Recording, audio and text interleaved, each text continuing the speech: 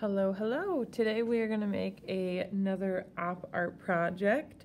This is the op art project that I like to call the disco ball. So the one that we're going to be making is on this paper right here. And the finished product is going to look something like these two right here. So I'm going to just go through the steps with you. All you'll really need to do this project is a pencil and a piece of paper. If that is all you have at home, or an ink pen and a piece of paper, or a spare crayon and a piece of paper, you will still be able to do this project. I will be using a couple different things to do it, just because I have them here in the art room, but don't feel like you have to in order to accomplish this project. If all you have is something to draw with and something to draw on, you are good. Okay, so I'm going to start with a circle, and again, you can just draw a circle. Otherwise, I would go around the house and find something round that you can trace. I chose this yogurt container because it's just about the right size. I have some smaller yogurt containers that would work too, or some bigger circles would work as well.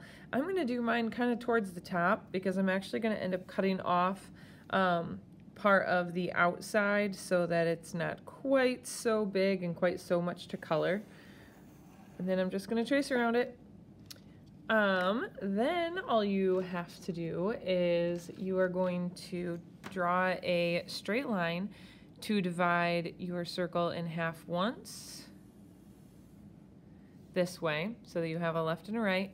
And then I like to turn my paper, and then you're just going to divide it one more time. So you're actually dividing your circle into fourths. 1, 2, 3, 4. And mine aren't perfect, but it will work. Okay, so then I want to divide this section into some slices. So we're going to be doing kind of a half moon shape. And you're going to want to draw your line connecting from this point to this point. All the lines that we're going to be doing from here on out on these two halves are going to go from this point to this point. So I'm going to do 2. So I've got to divide this space into thirds. So we're going to start at the top, and we're going to curve around and come back. And I didn't quite make it to the point, but close enough. Then you're going to start at that top point again, curve around, and then start coming back. Notice I start coming back about the time that I hit that halfway point.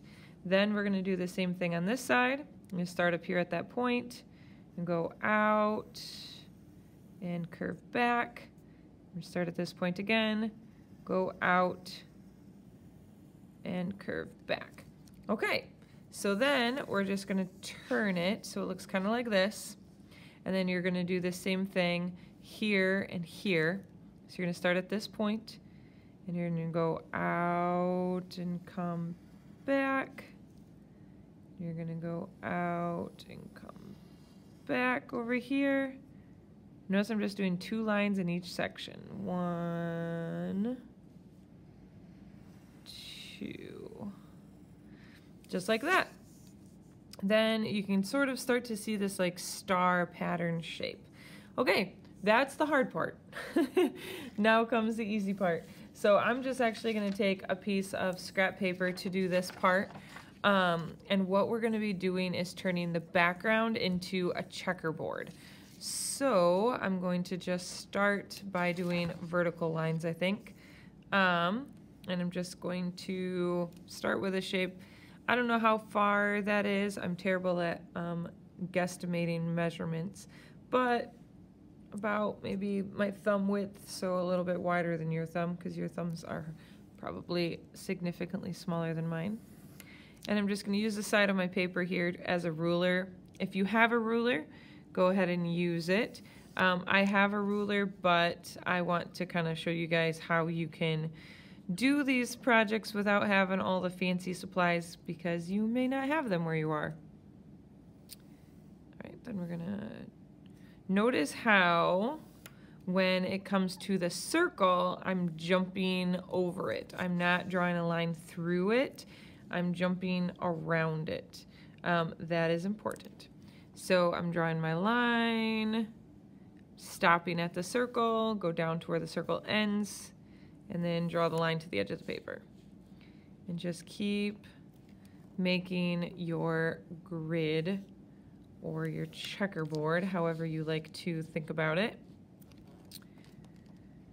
It's okay if your spaces aren't perfectly even. If you are somebody who likes all your spaces perfectly even, use a ruler, measure, make a mark at like every 1/2 inch or 3/4 inch or whatever width you're going for, and that will make them exact so that all your spaces are exactly the same. But I'm trying not to be too fussy today. Okay, so that's where I'm gonna end. Nope. Ha. Almost left off the edge of the paper here. Okay, one more. Then we're gonna go ahead and do our grid the other way. So this is the part where you kind of got to eyeball it and say like, okay, that makes the spaces still rectangles. If I go down a little further, they look a little bit more like squares. Our goal is to make them look like squares. So we're just going to keep rolling, and notice my circle is there.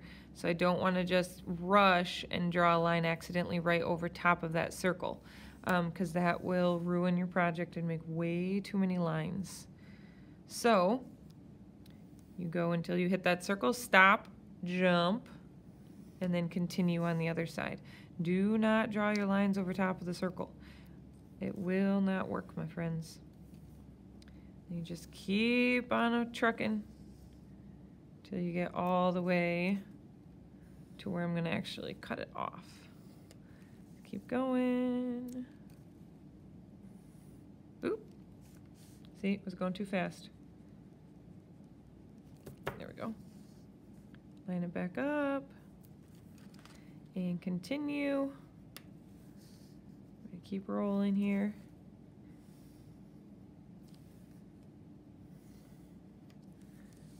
And now we're past the circle, so we can just draw right through. I'm going to do one more, and then I'm going to stop, and I'm actually going to cut the rest of this off.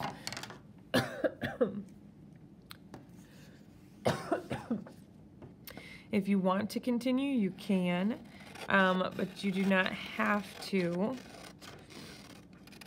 I think these look a little better if the paper is a little more of a square. So I'm actually going to cut off a little bit on this side and a little bit on this side. So it's okay if your art project ends up kind of small. You will probably be thankful for that later when it comes to coloring. Okay, then I'm going to grab my scrap piece of paper again, put it underneath, because I'm going to use a black marker to show you, and sometimes the black marker bleeds. So what you're going to do next is you're going to color the background as a checkerboard. So what you can see I did here is I marked dots where I need to color so that I don't accidentally color where I'm not supposed to. So all you have to do, the pattern is just every other, okay? So then when yours looks like this, you are just gonna go, okay, every other. So this one, not this one, this one, not this one, all the way this way. And then you don't wanna color this one because those two are touching. You wanna only touch on corners. So then it's gonna go every other this way, and then every other across this way. So one, so I kind of think of it like an A-B pattern, right? So A, B, A, B, A, B, A, B, A. And you're only putting a dot on the A. So A, B, A, B, A, B, A, A. And then across this way, and then down. And this will actually help you later so that when you're coloring, you make sure that you color in the right spots and you're not accidentally coloring a box that you're not supposed to.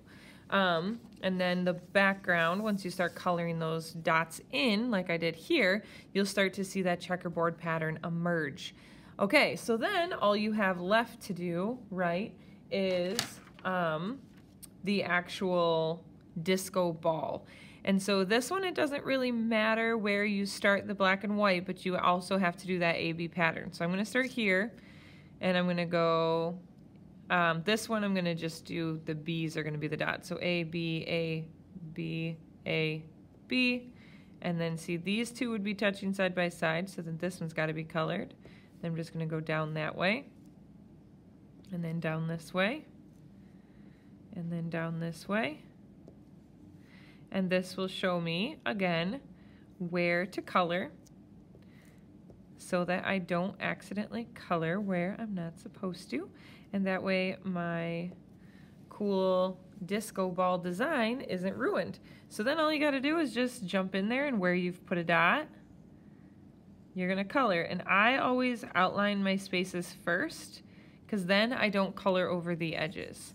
Because see, then I have this nice space inside I can color. And notice how I don't accidentally like scribble over the lines then.